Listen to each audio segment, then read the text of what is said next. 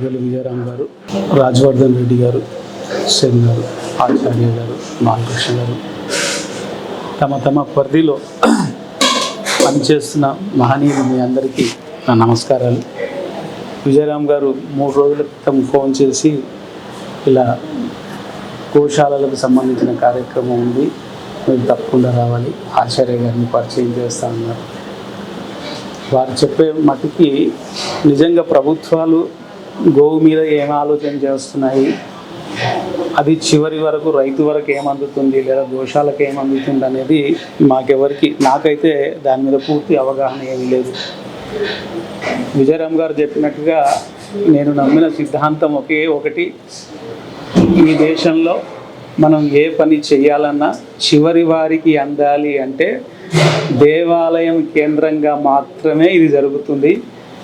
ఇంకా ఏమి చేసినా కూడా వచ్చి వినే వాళ్ళు ఉంటారు, వెళ్ళే వాళ్ళు ఉంటారు, తినే వాళ్ళు ఉంటారు, పొగిడే వాళ్ళు ఉంటారు, కానీ నాదిగా అని చేసుకునేటువంటి భావన దేవాలయం ద్వారానే అందాలనేటువంటి ఒక దృఢమైనటువంటి దీక్షతో మేము దేవాలయానికి అంకురార్పణ చేసి అటు నుంచి చేస్తున్నాం. ఇందాక రెడ్డి గారు చెప్పినట్టుగా ఇబ్బంది ఉంది. ఆవులు ఈరోజు 2 పెడతాము, రేపు 4 అవుతాయి, 8 అవుతాయి, 16 అవుతాయి, మల్టిప్లై అవుతూనే ఉంటాయి. మనకొక రోజు భారం అయ్యేటువంటి స్థితి వచ్చినప్పుడు దిక్కులు చూస్తాం. ఎవరో వచ్చి తీసుకపోతే చాలు అనుకునే కాడికి వచ్చి ఎవరికో ఇచ్చేస్తాం. అది ఎక్కడ పోతుంది కూడా తెలియదు. ఈరోజు సమాజంలో అలాంటివి కూడా ఇలాంటి వాళ్ళు తిరుగుతున్నప్పుడు కానీ మనం కళ్ళు తెరవం. వాళ్ళు చెప్తారు, మీరు ఇచ్చారు ఆవుని, అతను 2 నెలలు పెట్టుకున్నాడు, తర్వాత వాని వెనకాల ఒక బ్రోకర్ ఉంటాడు, వాడు వచ్చి తీసుకొని పోతాడు, నీకు నాకు తెలియదు అది. సో మళ్ళీ మొదటికి వచ్చేస్తాం. కానీ భగవంతుడు నా దగ్గర జరుగుతున్న తీరులో మాత్రము ఇలాంటి ఇబ్బంది కలగకుండా సాఫీగా ఉంది. కారణం మళ్ళీ చెప్పాలంటే దేవాలయం. అక్కడికి వచ్చే వాళ్ళకి అక్కడ పశువులు కళ్ళ ముందర కనపడతాయి, మనం ప్రతిసారి దాని గురించి చెప్తాం. ఈవిడ ప్రతి నెల నెయ్యి పంపిస్తుంది, ఆ నెయ్యిని అక్కడ ఉండేటువంటి గర్భిణీ స్త్రీలకు ఇస్తాము, మళ్ళీ వాళ్ళకు దాని మీద ఒక అవగాహన కల్పిస్తాం. అట్లా బిడ్డ పుట్టిన వాళ్ళు కానీ లేకపోతే బిడ్డలు లేకుండా వస్తే వాళ్ళకి బిడ్డలు కలిగితే కానీ బిడ్డల ఆరోగ్యం బాగుపడితే కానీ ఈ ఆలయ కేంద్రంగా వాళ్ళకి ఏదైనా ఉపయుక్తం జరిగితే వాళ్ళు మనకు చెప్పకుండా మనసులో అనుకుంటారు, నేను ఇక్కడ ఏదో చేయాలి. మామూలుగా వాళ్ళు అయితే ఏదన్నా ద్రవ్య రూపం, వీళ్ళకి ఆవులు ఉన్నాయి కాబట్టి వాటికి ఏదో గ్రాసం ఇవ్వచ్చు. కొంతమంది రైతులు అయితే సార్ మా దగ్గర గడ్డి ఉంది, మీరు కట్టించుకోండి అంటే కొందరు కట్టి వాళ్ళే తీసుకొచ్చి వేసిపోతారు. ఈసారి మాకు ఆశ్చర్యం ఏమిటంటే, మాకు సంవత్సరానికి సరిపడా గ్రాసాన్ని గడ్డిని పెట్టడానికి మీరు చూశారు, ఒక పెద్దది షెడ్ కట్టాం. ఆ షెడ్ నిండిపోయి బయట కూడా మళ్ళీ వాము కట్టుకోవాల్సిన, అంటే అంత గడ్డి మాకు వచ్చింది. మనం ట్రాన్స్పోర్ట్ చేసుకోవడం మనం చేసుకున్నప్పటికీ బట్ లేదు అనకుండా జరుగుతుంది. కారణం ఏమిటంటే మళ్ళీ భగవంతుడు అక్కడ ఉండడము, దేవాలయం ఉండడము. దేవాలయం ఊరికే దండాలు పెట్టి అగరబత్తులు వెలిగించి ప్రదక్షిణలు చేసి భారీగా పూజలు చేసినాము, ప్రసాదాలు పెట్టినాము అనేటువంటిది కాకుండా జ్ఞానాన్ని ఇచ్చే దేవాలయం కావాలి. నిజానికి దేవాలయం అంటేనే మనకు ఒక విశ్వవిద్యాలయం. ఈరోజు వాటిని మనము ఎట్లా జరిగింది అనేదానికి మనము తవ్వాల్సుకునే అవసరం లేదు, కానీ ఒక మూఢత్వంలోకి వెళ్ళిపోయాం. పూర్తిగా కమర్షియలైజ్ చేసేసాం. ప్రతి దానికి డబ్బు, అక్కడ అడుగు పెడితే డబ్బు.